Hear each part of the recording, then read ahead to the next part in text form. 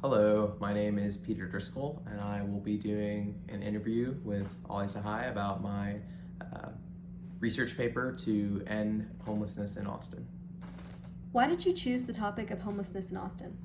So I chose this topic because it was one that, really for three reasons. One, I felt it was very personal to me because I'm from Austin and I've seen the issue of homelessness in our community personally. So it was something that I felt like I had a personal experience connection with that would make my advocacy for it more authentic and more effective.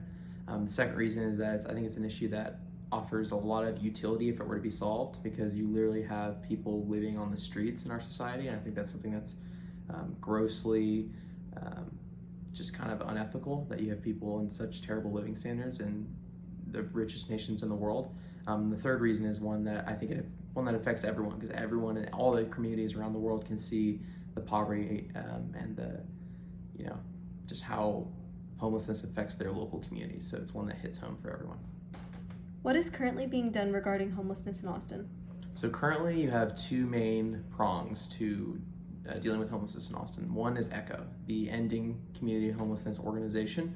And so they're just basically a nonprofit that leads the charge against homelessness. They manage the logistics from top to bottom. So they receive funds from the government, they distribute those funds, they allocate them to housing, they distribute food, shelter, social services. And then the second prong is the government itself. So the government also, the city government of Austin specifically, has its own department, the Neighborhood and Community Housing Department, that manages its own permanent supportive housing program as the main means to alleviate homelessness. And so they provide also for housing services for homeless people and social services, and they also have the Arch Center, which is a large homeless shelter downtown. So those are the two main agencies that are dealing with this right now. Can you give an overview of your solution to the problem?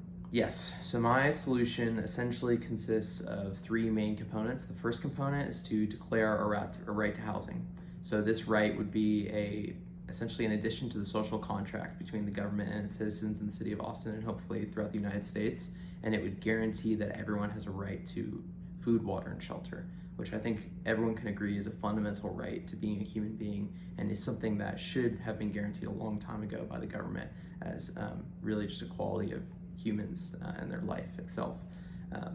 And then the second component after declaring that right would be to essentially develop a plan to ensure housing for all homeless people. So that's the key component here. The only way you're going to end homelessness is by ending homelessness, which is by providing housing for everyone, specifically permanent supportive housing, which is essentially that you provide housing to homeless people, no questions asked, no cost to them, and you also provide social services. So those are the two prongs to the solution.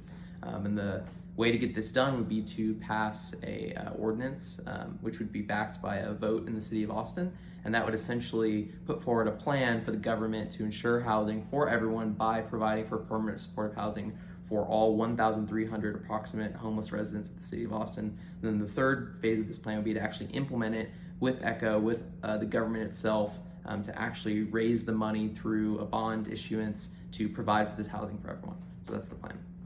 How does the solution improve over the current efforts being made to combat homelessness? So the current efforts are real and they're tangible, and they are that there's about 600 permanent supportive housing units offered through a network of both ECHO and the Neighborhood Housing Community Department, and that's about half of the job.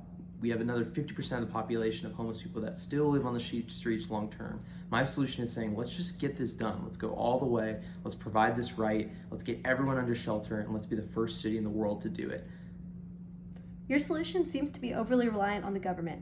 Why did you exclude private interests and nonprofits? Because I really felt like the government was the only way we could guarantee this right. It was the most effective way to get this done. It's the fastest way to get this done. The government is the most powerful tool we have if we wield it properly. And I just felt like the government would be the most, really just the best way to do this.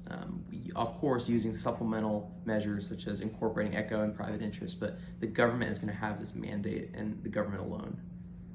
Do you really think people trust the government enough for your solution to be successful? Yes, I do, and I think that's evidenced by the fact that currently Austin does have a program through the Neighborhood and Community Housing Department that already offers permanent supportive housing. We're just not all the way there yet, and their own stated goal within that community, their mission is to provide housing to all homeless people.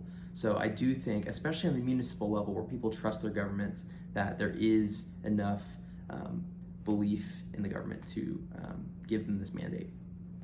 Wouldn't a universal permanent supportive housing program cost too much? Yeah, so just to dive down to the numbers really quickly, this would cost approximately $196 million full bill to cover all 1,300 people in the city of Austin, being that we already have half of that already covered. And there's actually a lot of savings that are incurred from providing housing to homeless people because they're frequently going to the emergency room, they're frequently getting arrested. There's a lot of expenses that they incur to society publicly. So looking at my research across the country, these costs would be reduced by about 100% to about 40%. So I assume pretty conservatively that about 40% of the cost of implementing this program would be reduced, so the net cost would be 40% lower than the total bill because there would be savings. And the total cost would be about $120 million, which would be implemented over a period of 20 years through a general bond issuance, general obligation bonds that the city of Austin can implement, which would represent approximately a 3% increase in property taxes annually and an increase in the city budget of about 0.8%. Why do you think your solution would be successful when others have failed? Because I think that just goes all the way. It'd be the first city in the world to make this commitment. It would be, really noteworthy, and there would be a real incentive for the headlines and the kind of exposure that this provide for the city of government of Austin. And I think that it's very cost effective. 90% of that cost I mentioned to you is for upfront fixed cost to build the housing units. After that, it would drop 90%, and it would only be the remaining cost for social services. So it's very feasible, and it would be incredible and very noteworthy. Perfect. Thank you. Thanks.